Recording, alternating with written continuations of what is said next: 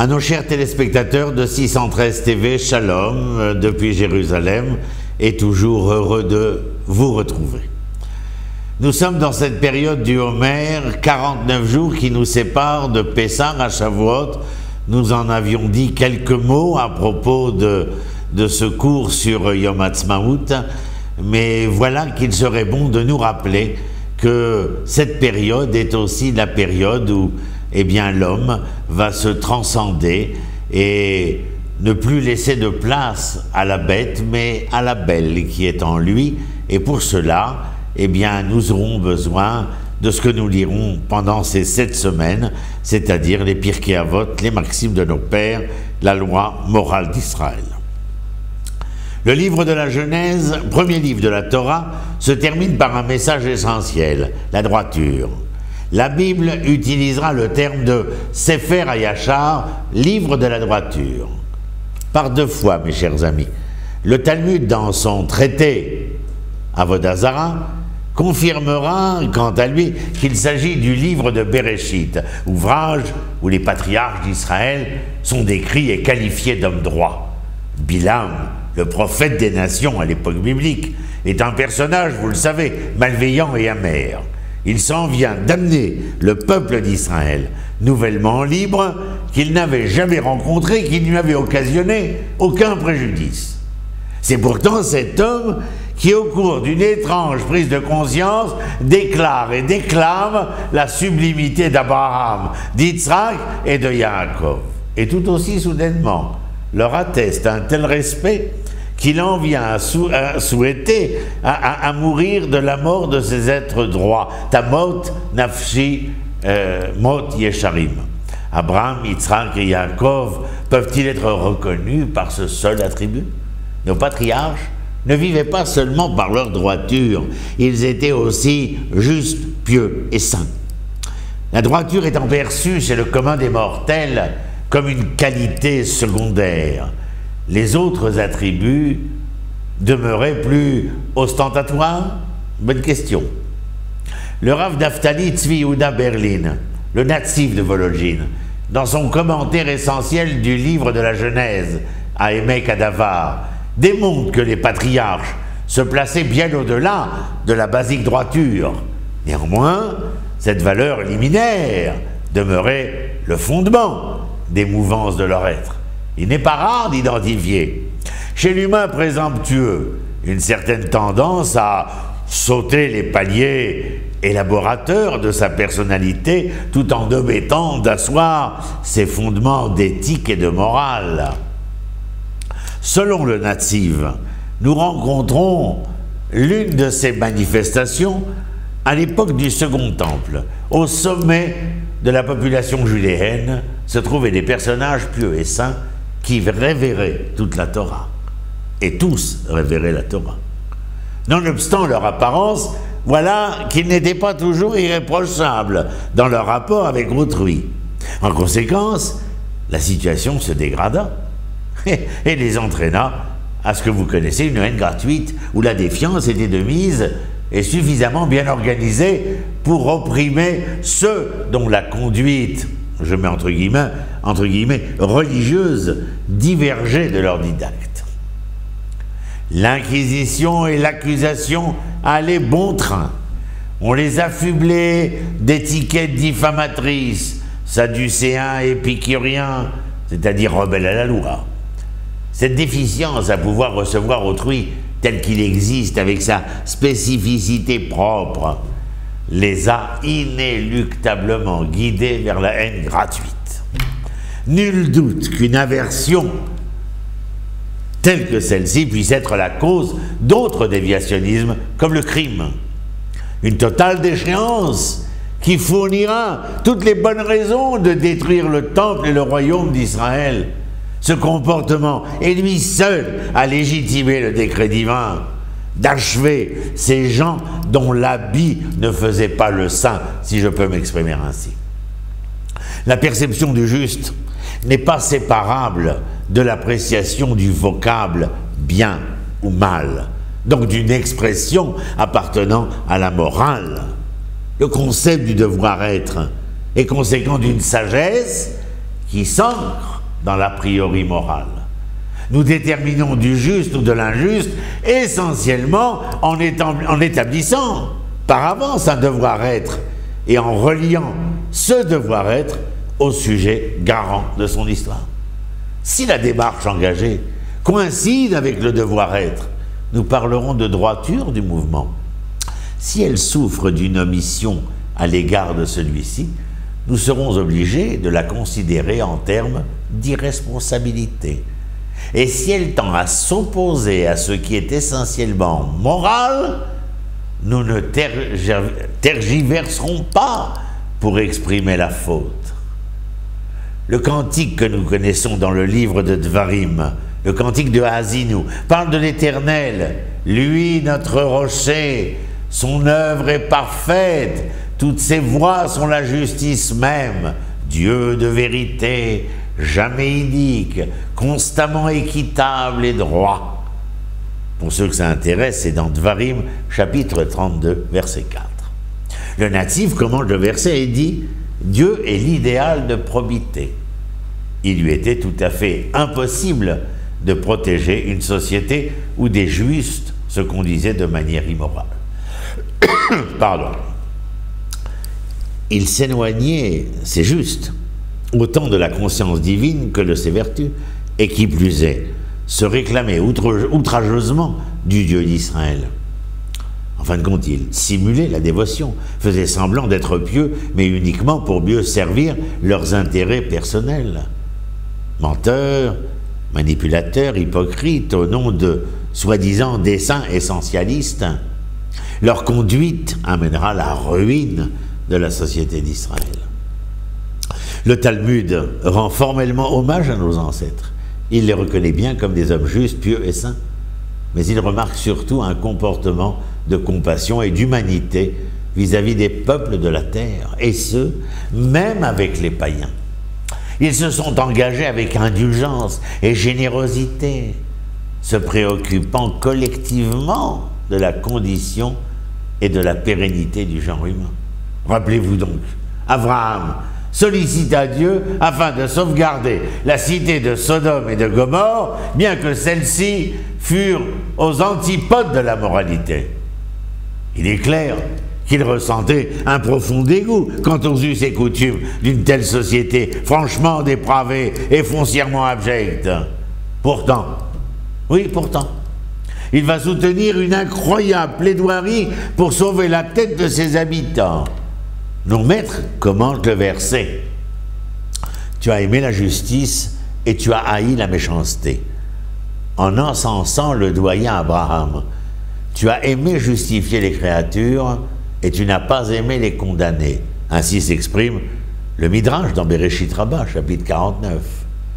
Il nous est désigné par une célèbre formule, Abraham, Av Amon Goïm, père de nombreux peuples. Cela éclaire admirablement ses mérites et sa sensibilité. Il est le père, le maître, l'éducateur idéal. Lui, plus que quiconque, enseigne la mansuétude. Si ton enfant ne marche plus dans les sentiers battus, tu devras tout faire pour protéger son bien-être et garantir son bonheur. Malgré des provocations incessantes et des querelles à propos des pâturages de leurs troupeaux, les relations avec son neveu Lot demeurèrent inlassablement marquées de correction, de considération et d'une grande courtoisie. Son fils Yitzhak fut favorable à une paix avec ses ennemis, alors que ces derniers entamèrent des démarches de conciliation. Il en fut de même avec Abimelech, roi des Philistins, et ses collaborateurs, qui lui dérobèrent sa femme et lui attirèrent nombre d'ennuis et d'infinis dommages.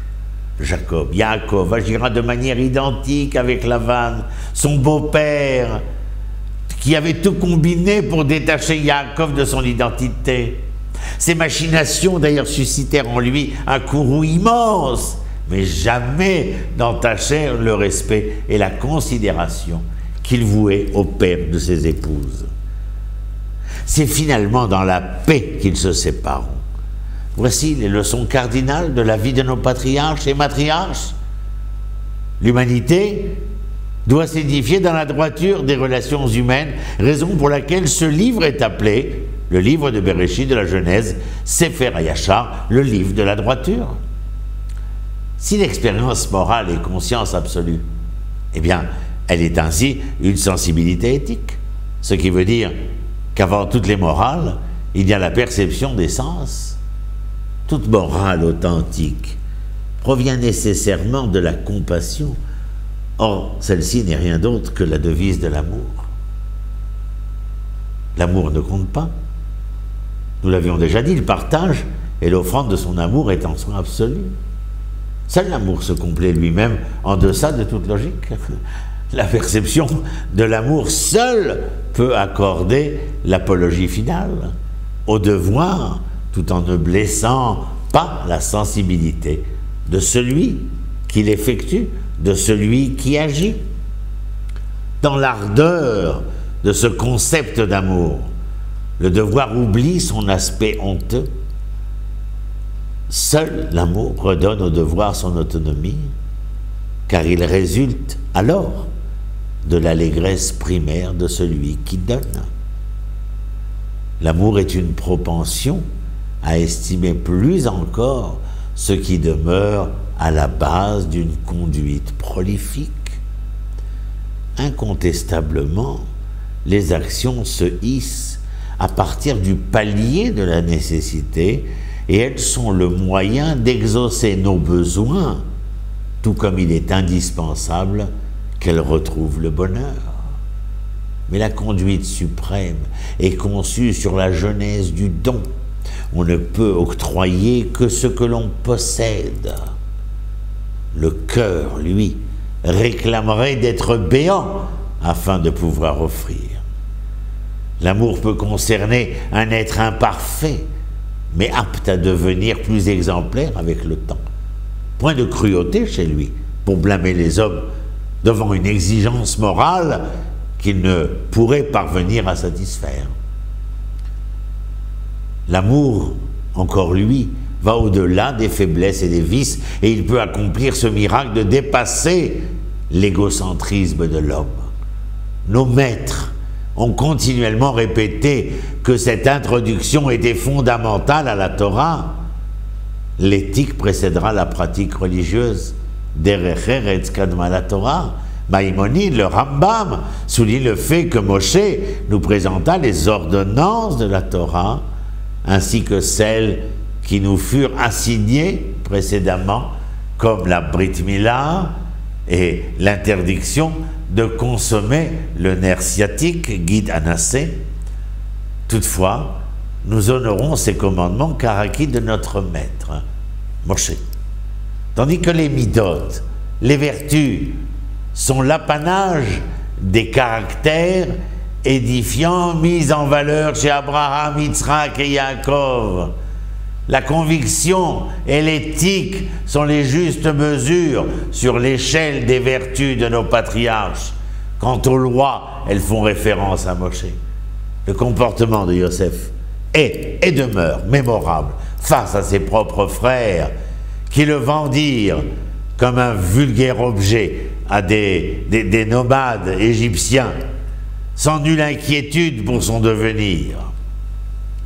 Lorsque viendra le temps où il les rencontrera de nouveau, et lui devenu entre-temps prince d'Égypte, il n'aura aucune rancœur et ne se venge point, mais tient à témoigner: je suis Yosef, votre frère, que vous avez vendu en Égypte. Et maintenant, ne vous affligez point, ne soyez pas irrités contre vous-même de m'avoir vendu à ce pays, car c'est pour le salut que Dieu m'a envoyé avant vous. En effet, voici 2 années que la famine règne au sein de la contrée, et durant 5 années encore, il n'y aura ni culture ni moisson. Et pourtant Yosef raconte à ses frères que l'Éternel m'a envoyé avant vous pour vous préparer une ressource dans ce pays et pour vous sauver la vie par une conservation merveilleuse. Ceci est dans Bereshit. Il eût été aisé de penser que la noble et indulgente réaction de Yosef soit conséquente, peut-être, de la déférence due par un fils au vivant de son père. Les frères le ressentirent ainsi, nous dit le Midrash, et c'est pourquoi, à la mort de Yaakov, ceux-ci s'affolèrent, prirent peur et se confessèrent à Yosef. « Pardonne de grâce l'offense de tes frères et leur faute et le mal qu'ils t'ont fait. » Maintenant donc pardonne leur tort aux serviteurs du Dieu de ton père. Quand ils s'épanchèrent ainsi, les larmes de Joseph s'écoulèrent.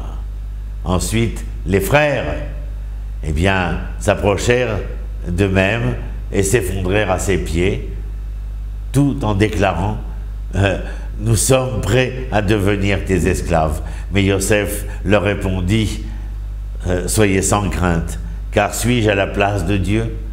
Vous avez médité contre moi le mal, Dieu l'a combiné pour le bien, afin qu'il arrivât ce qui arrive aujourd'hui, qu'un peuple nombreux soit sauvé. » Vous voyez, mes chers amis, nous pourrions continuer ainsi nombre d'heures afin de rappeler ô combien le sens de cette identité morale de la manière d'être homme et le contenant de cette Torah qui en sera le contenu. Mais ô combien pendant cette période de l'Homère qui va de Pessah à Shavuot, de la sortie d'Égypte au don de la Torah, il fallait se préparer dans ce contenant, à en être le juste contenant, car au 50e jour, celui de Shavuot, nous devrions recevoir la Torah, et il valait mieux que le contenant ne soit ni brisé, ni fêlé, ni fracturé, mais au mieux de lui-même. À bientôt. Shalom depuis Jérusalem.